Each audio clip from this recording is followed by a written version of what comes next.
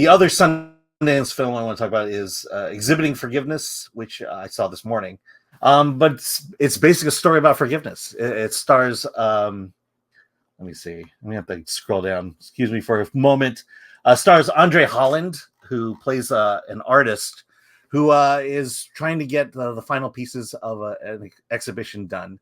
And in the process, he goes to his mother's house to help move her closer to him as she's getting older. But the mother had a different ploy, and that was to attempt to reunite him with his father, his very abusive father.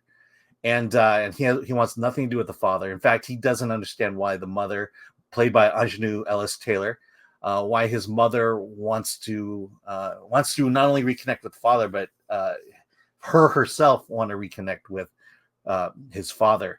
And it's basically a story of generational abuse. It's a story about fathers and sons, and it focuses on this idea of forgiveness. When someone has done something so horrible to you, has altered your life, you wake up in the middle of the night screaming because of that person, and now you're being told that you need to forgive them. And it's not just a simple fact of, hey, that's what God says or that's what the Bible says, but he's going through a lot of PTSD at the moment, to where it's affecting his marriage with his wife, and the way and affects the way he's trying to raise his son, because it's not easy to raise a son and not pass on the things that he has done. And it just the entire film centers on this idea of forgiveness, and it's a true struggle for the character and for the director who wrote it.